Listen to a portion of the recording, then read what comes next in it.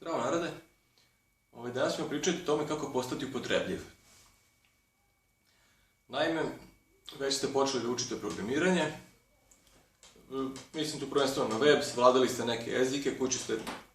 prelazili neke tutoriale, uspete već napravite neke korisne skriptice, ali još uvek ne možete da prođete na prvom oglasu za posao, zato što tamo traže još gomilu nekih drugih stvari koje ne znate. Dobro, prvenstveno traže uvek nešto 2 godine iskustva kao za prvi posao ili tako nešto što je paradoks, ali da kažem imaju neke druge uslovi kao što su poznavanje, na primjer, zajedničkog rada sa Gitom ili tako neke druge procedure koje se tiču, na primjer, komunikacije ili upravljanja projektom u firmama. Sad, znači vi ste programer početnik, već neko vreme učite i radite, da kažem, možda čak i godinu, 2 dana, nek bude 6 meseci, nije ni bitno koliko ko, ali još uvek vam je problem da nađete ne samo prvi posao, nego čak i neku besplatnu praksu u nekoj firmi. Da vam kažem, imam ja iskustvo isto, što se tiče toga da firme ne žele da primaju ljude na praksu. Imam dvojicu ovih dobrih prijatelja PHP-ovaca, koji su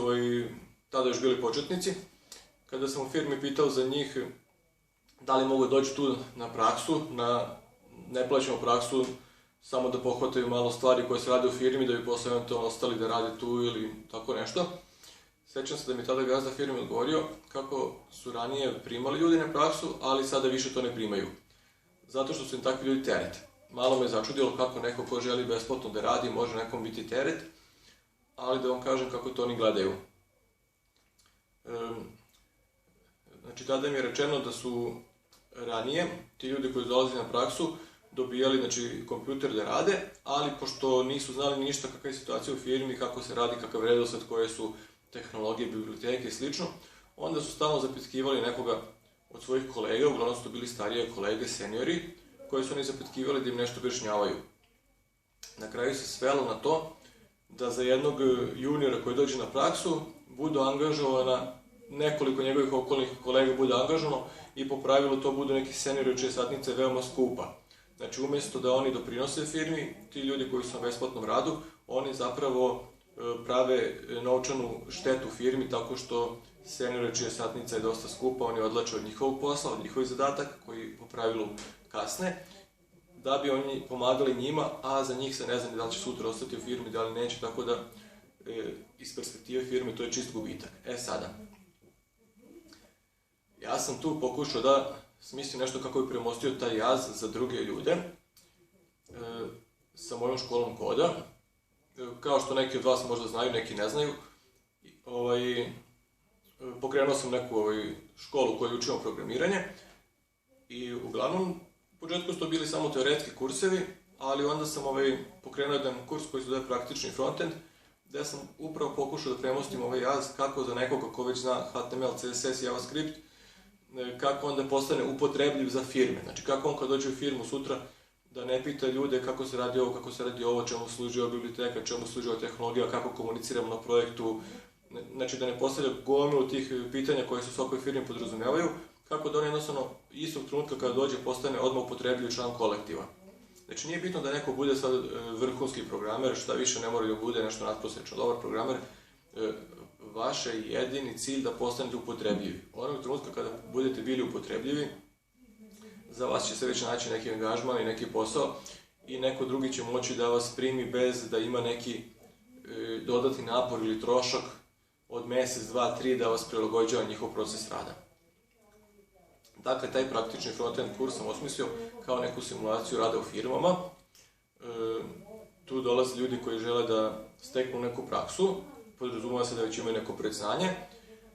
Sednemo zajedno kao da smo u firmi, znači sednemo zajedno za kompjuter u kancelariju, svako dobije svoje zadatke na kojima radi, samostalno ih obavlja,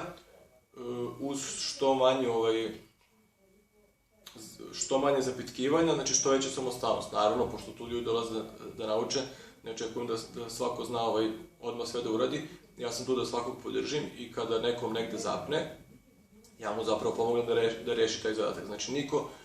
niko tu ne ostane zaglavljen, ne dešava se nikad niko da ne reši neki zadatak, ali što više samostalno, što ljudi više samostalno rešavaju, to su i spremniji za posao. Onog trenutka kad im ja postanem suvišan, kada već oni sami uzimaju svoje zadatke i sami ih rešavaju i sami prave već aplikaciju, tog trenutka su oni zreli za posao i više im ova praksa nije potrebna. Znači, skontao sam, znači, to je ono što fali. To je ono što fali, znači, postoji neki vakum između ljudi koji uče neki kurs i firme gde se nešto praktično radi. Znači, ljudi završavaju kurseve, fakultete, neki su i samouki, s druge strane imate zahteve industrije i tržišta i sad uvek postoji taj neki jaz koji morate premostiti da biste ušli tamo. Taj jaz je baš to da steknete neku praksu na nekom stvarnom projektu da postanete upotrebljivi. Znači, ja sam ranije držao dosta tih teoretskih kurseva, sad sam sve to batalio, kao prvo nemam ni toliko vremena, sve sam sveo samo u jedan kurs koji se zove praktični frontend, iako na njemu smo već ubacili malo i backenda. Znači, to je neki, kako da kažem, praktični rad na webu i jedini cilj toga je da vi postanete što pre upotrebljivi, da shvatite široku sliku, znači gde šta ide na webu, šta radi jedan kraj, šta radi drugi kraj, šta rade dizajneri, šta rade programeri, i da vi nađete neki deo u tome, gde se uklapate, gde ste najbolji, gde ste, kako da kažem, gde imate komparativnu prednost u odnosu na neke druge oblasti. Znači, u toj oblasti sam malo efikasniji nego nekim drugim oblastima i onda da se tu savršite, sutra možete da odete samouvereno u neku firmu i da kažete da, ja sam radio na nekoliko pravih projekata, moja specijalnost je, na primer, React, ili moja specijalnost je, ne znam, backend u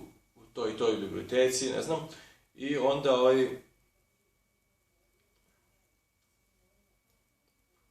onda već niste početnik. Znači, kada dođete dotle da već imate neku svoju specijalnost, da imate iskustvo raditi sa drugim ljudima i na pravim aplikacijama, onda već niste samo početnik koji žele da uči, onda ste već upotrebljiv programer, doduše i dalje junior, ali veoma upotrebljiv junior koji može odmah istog dana da sedne na neki projekat, da skonta strukturu projekta, da skonta čemu šta služi, da vidi koje su biblioteke na projektu, da pokrene taj projekat i da se na neki način odmah uključi da radi taskove na njemu.